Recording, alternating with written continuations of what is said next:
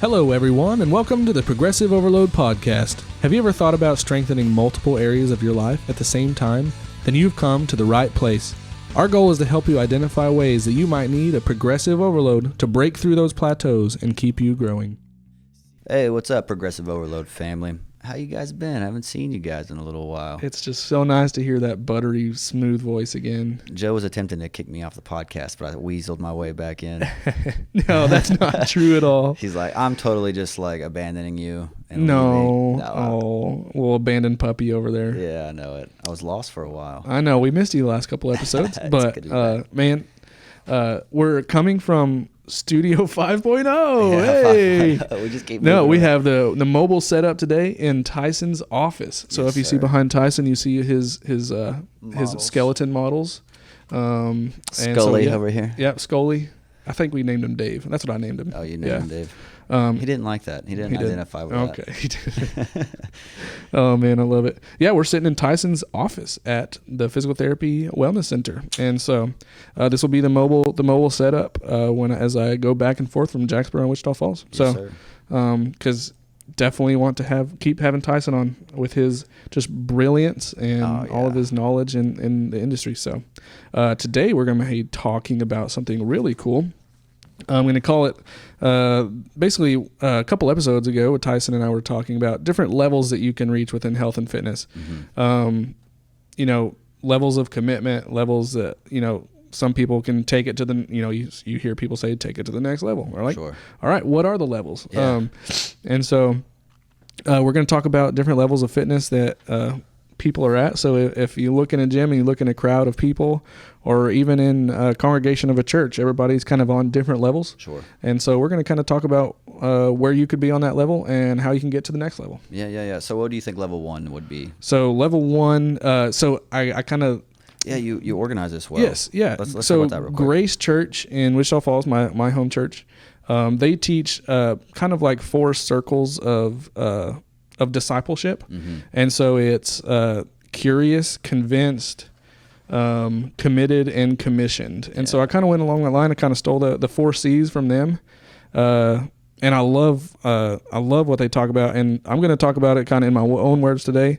But go online and gracechurch.org, I think. I probably messed it up. I don't know. Go look up Grace Church, Wichita Falls. Just Google it. And they have a sermon on this. It's really, really good. It talks about the 4 C's of discipleship.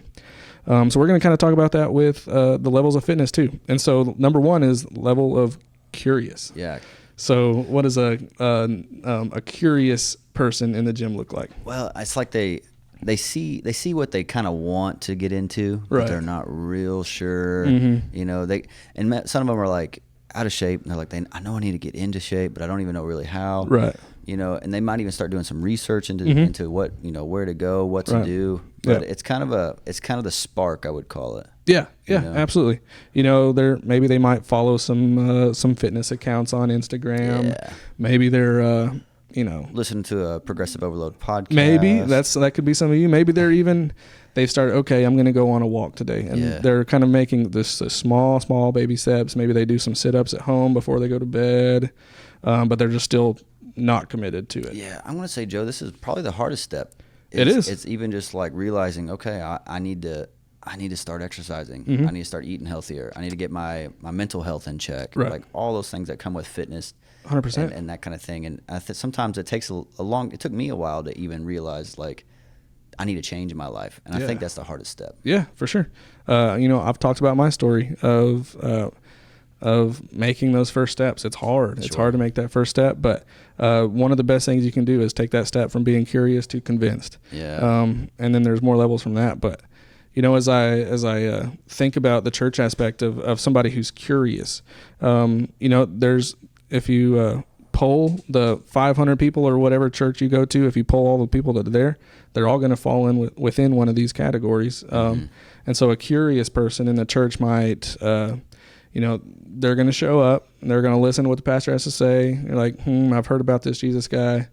Who knows? I might go check him out, see what what it's all about, these Christian people.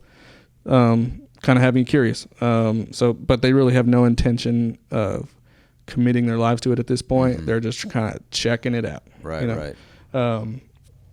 And so, in James chapter 1, I would categorize these people by this verse. It says, "Therefore be doers of the word, not hearers only, otherwise you are deceiving yourselves." So these people are hearers. They're coming to check out and hear what the word has to say.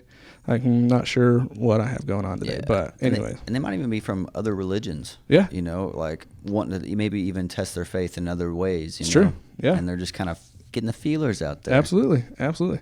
And I think even Christians go through that where they, not that they have doubts, but I think it can be healthy to just learn about other religions. And what you will learn is the more you dive into other religions, most of the time what it does is it just strengthens your faith in the word. Right. Because, anyways. So. Yeah, good stuff.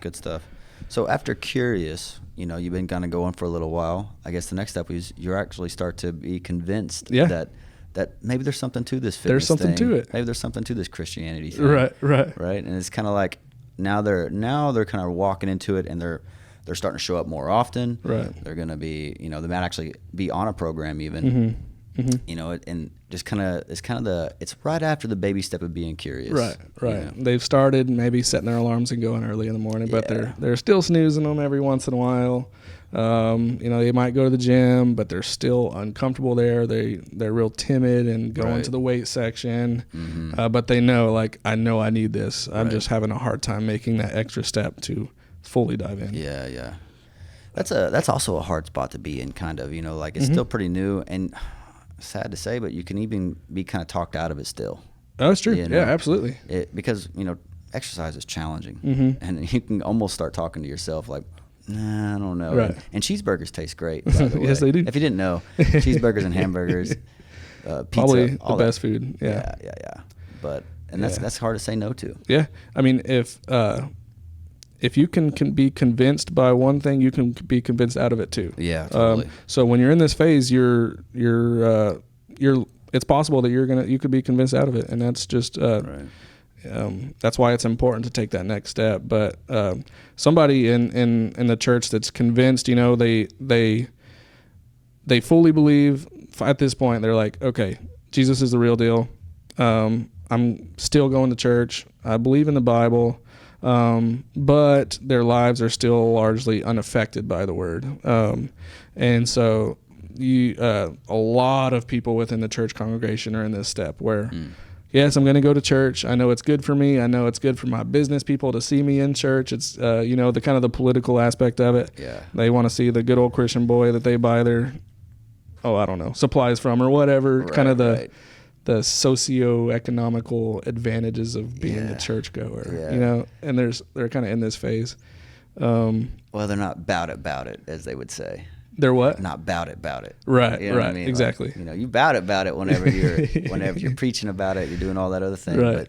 But I like what you said too, and I've heard Adam say that. If you can be convinced into it, you can be convinced out of it. Yeah. And I guess this is the time where you start to really dive into what you really want to be about, as far as both in Christianity and then in fitness too. Because, like you said, you can be convinced, completely out of it if you get around the wrong circles. Right. It's totally true. This is kind of when you hear about building your house on certain foundations.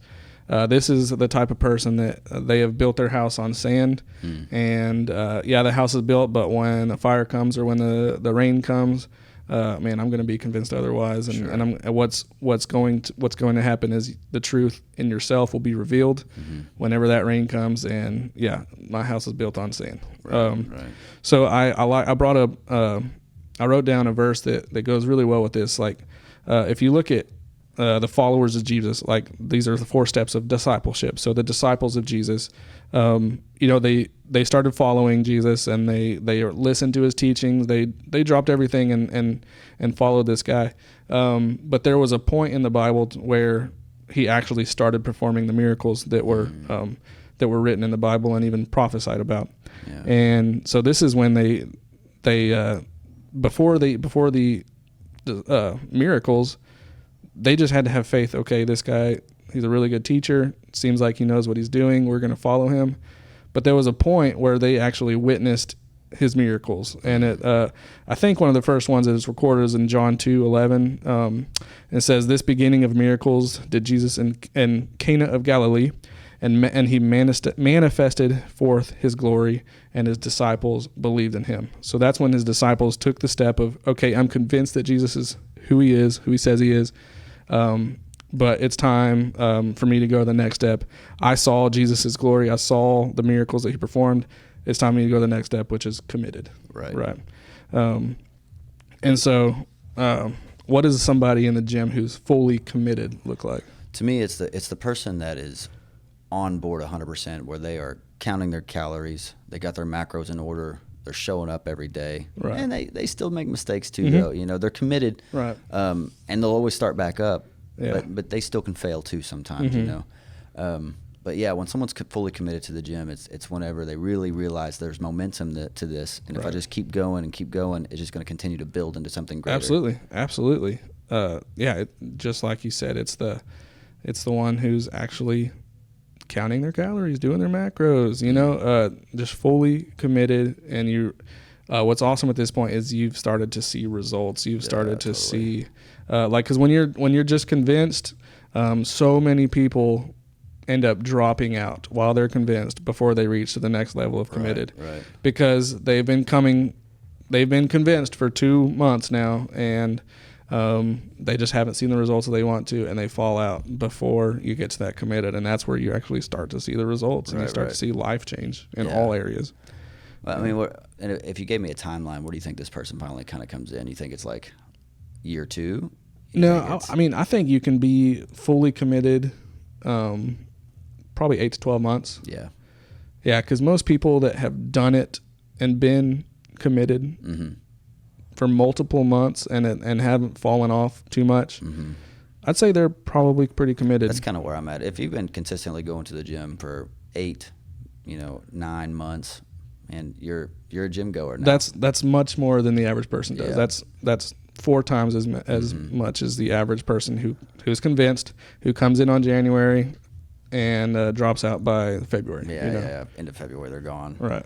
Yeah. It's also one of those things where where the committed person is going to continue to come on, and that's where I guess that sets it apart from just the convinced. Not to just keep going back in circles with that. Well, no, it makes sense.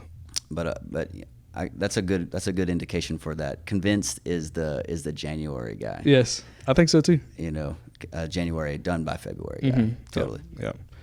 And then this when they're committed, they're starting to really fire up for the Lord. They're seeing the life change. They're seeing God work through people. They're seeing God work through them. They're seeing even miracles, even of people being healed, and just really the power of God, the power of the Holy Spirit. They're seeing God work through them, through other people's lives. They're even serving in the ministry. A committed person will be serving in the nursery, or making the coffee, or serving outside of the church and helping the needy, the elderly, kind of thing like that. Right. Because they've witnessed what the Lord can do, and at this point, there's nothing that can convince them out of this phase. Right. Basically. Right. So the foundation is built on rock, and it's a solid foundation. But still, even at this level, there's still somewhere else that you can go. Yeah. So say this is 8 to 12 months in of solid commitment.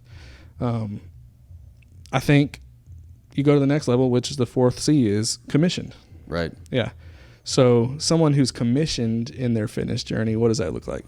Well, it's a quote that me and you were talking about the other day. It's the difference between exercise and actually training. Oh, there we go. I like that. So like exercise, you're just showing up. You're trying to get you're just trying to get fit. It's not like you have a super ideal goal in mind. Right. But when you're training for something, you have a competition coming up, or even if it's not a competition, if it's just for a fact that this is something you're gonna be doing, right? And you start to set specific goals for yourself, right? And it's conquering those goals. Absolutely, yeah. To me, what I think about is like, because you obviously you are a type of person who you have a end goal in what that looks like is a fight. Sure. You have something that you are training for, so somebody doesn't hit you harder than you hit them. Yeah. And for somebody who doesn't have that kind of competition type thing, for me, I train to get better at a lift. Mm-hmm. So I'm not coming into the gym with the purpose of burning calories or just to get a workout in to feel better. I'm coming in there with a purpose. I want to improve my deadlift. I want to improve my mobility. Mm-hmm. I want to train at certain movements that I've set as a goal for myself. Right. And that's a big difference even between the commissioned and the committed. A lot of times committed, they're there, they're getting their workouts done, but they're not really paying attention too much to maybe perfecting the small things. Yeah. Perfecting when I squat, I have a little bit of a butt wink, or I have my knee turns in a little bit. And you really fine tune a lot of the things. Right. And like a committed person, I think in the church has got the gospel down. Mm-hmm. They fully believe the gospel. They understand the gospel, but a lot of times those type of people they'll stop there. Yeah. As in, okay, I'm fully committed to the Lord. I understand the gospel. I believe that Jesus died, rose again, and saved me. But I have no idea what the Bible says in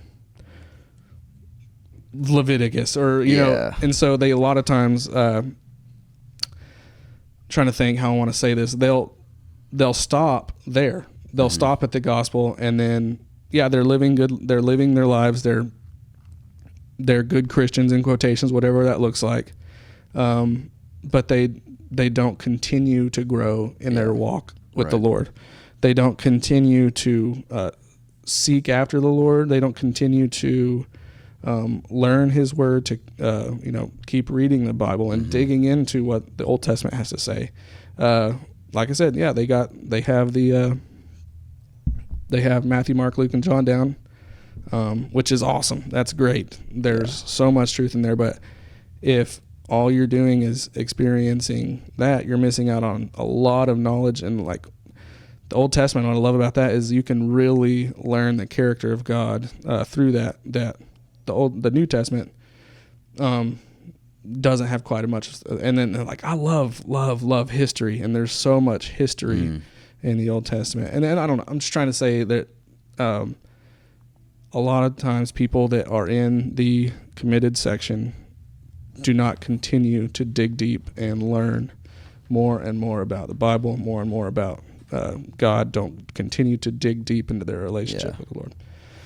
One thing I can add to that too, as far as being commissioned both to fitness and then into Christianity too, is you have to watch out for burnout. Yeah, because it's true. You do have to monitor how much you're getting into this, because I know in martial arts, it can become almost an obsession. Oh yeah. And then once it's an obsession, then you start to worry about injuries. You start to worry about, completely just kind of burning out. And then you can actually go back down a couple of levels if you're not careful. You sure can. You stop going to the gym as much because you're just burnt out. Yeah. And I think the same is true with going to church. Oh, 100%. If you're fully dove in, I'm not saying it's a bad thing. I'm just saying just be careful with how much energy is really going into it too. Oh yeah. Dude, just fair warning. No, church burnout is a thing. That is for sure. Especially those who are in the ministry full time, and it is so common for a minister or a pastor or anybody that's employed by the church to just be burnt out. Yeah. Because you're connected. Especially when you go from being commissioned by your heart, by what the Lord has told you to do, to being commissioned to be like, my boss told me I have to be at this church service and I have to help load up tables. And so you really have to watch your heart and make sure that your heart's in the right place. And that's why it's also super important to take breaks, just like this, just like in fitness. It's important when we're commissioned, when we're all in, it's important to have deload weeks. Totally. Deload weeks. And then, you and I both are coaches. Yeah. So not only are we worried about our own program, but we're programming all the time for someone else. And we're constantly watching someone else's form. And you almost get just overloaded with with the amount of information you get spread too thin. Yeah. Is what I'm trying to say. It happens, and that's why vacations are a huge thing. Totally. I love when churches are able to send their pastors on sabbaticals where they can just recharge their batteries and just really reconnect with the Lord and get the business of church out of their head and get back onto the purpose of what they're what they're supposed to be doing. Yes, sir. Totally agree. Yeah. What you also have to realize when you're a commissioned person, is that people are going to be coming for you for help, for counsel, for programming, whatever it looks like, whether it's fitness or the church. So there's another huge thing of responsibility there. Another level of it. Yeah. Of, hey, Coach Tyson, can you help me with this and blah, blah, blah. I know you've talked about how hard it is to lift in your gym because there's people always asking you for help, needing help, guidance from you. Totally. Yeah. But that's part of it, and then and not that it's a bad thing, but you just you got to make time for yourself too. Yeah, absolutely. So one of the other thing too, though, whenever that I've noticed when you're going through these levels is sometimes people will pretend that they're a level above where they really are. Ooh. And that can be dangerous. That can be dangerous. So I guess my next piece of advice is know your level. Yeah. And be aware that other people might not be on the pedestal you're putting them on too.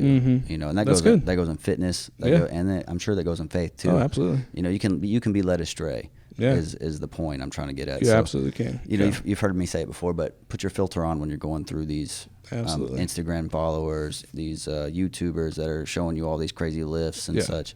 Yeah.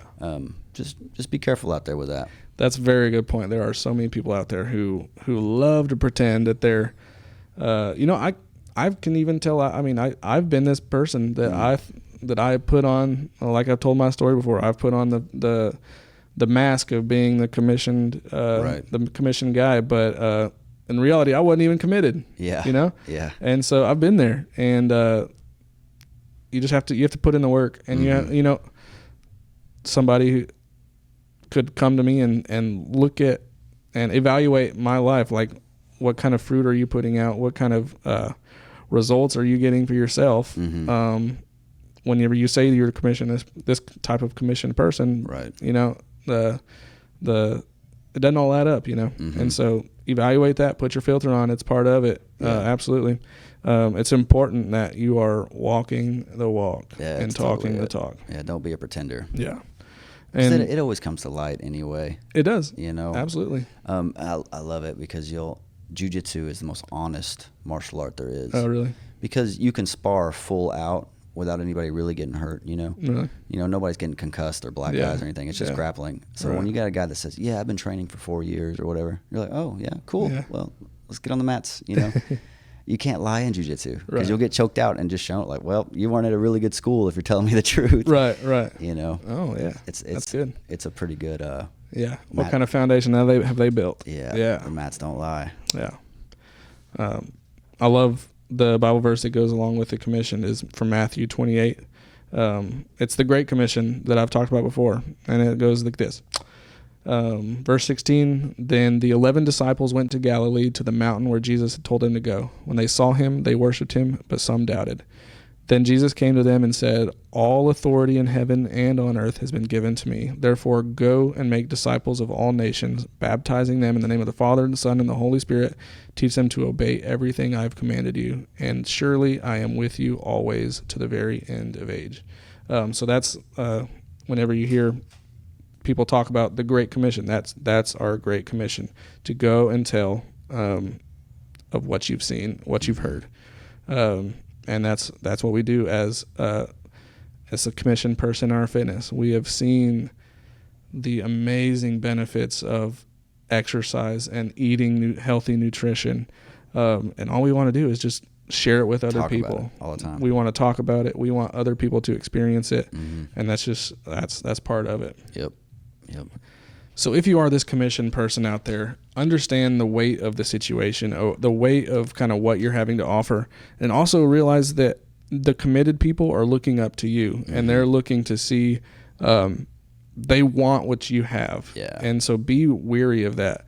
And the committed people, be aware that the convinced people are watching you. Totally. You know, they want what you want. And you know, it's important that you're not skipping steps, because a curious person can't go to a commissioned person within 2 months. No. And so don't be discouraged if you see these other people that just look like they got everything going on, but they have gone through all of these steps too.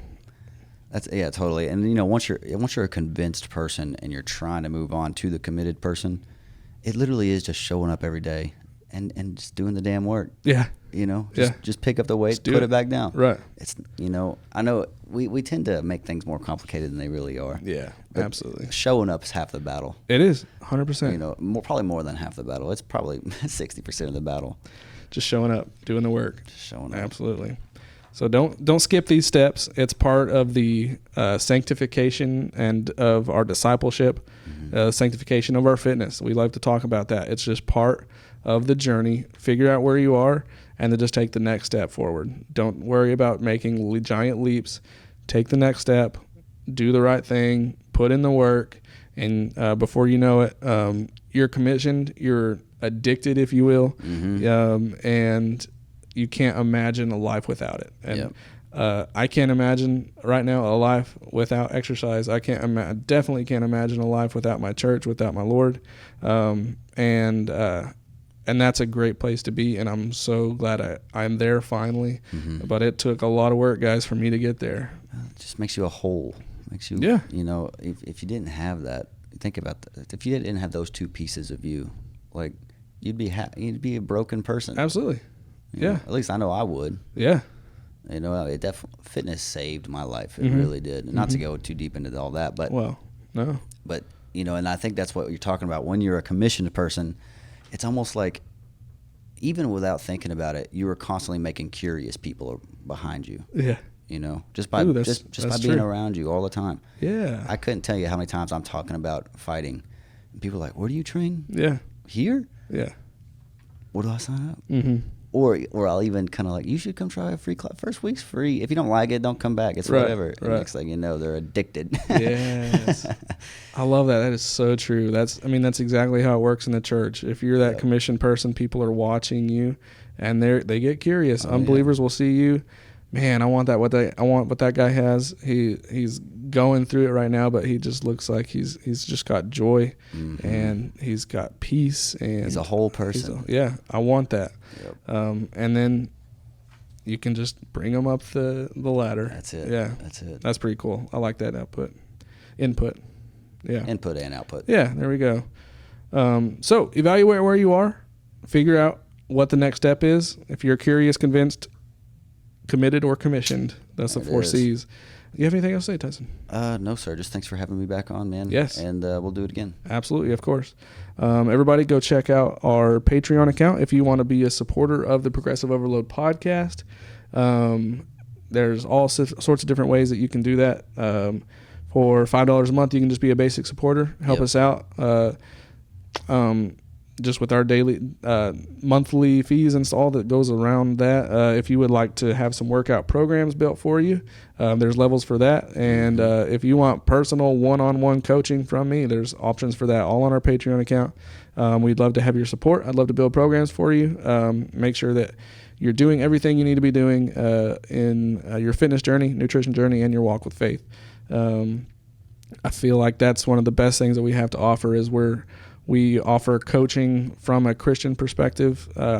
It's going to make sure that you're not fully focused on aesthetics and ego and making fitness and your body an idol, but we'll make your body healthy and your spiritual life healthy at the same time. Built in the program. That's right. All right, everybody. We'll see you next time. Check us out every Tuesday on the Progressive Overload podcast, everywhere you can find it. Goodbye. See ya.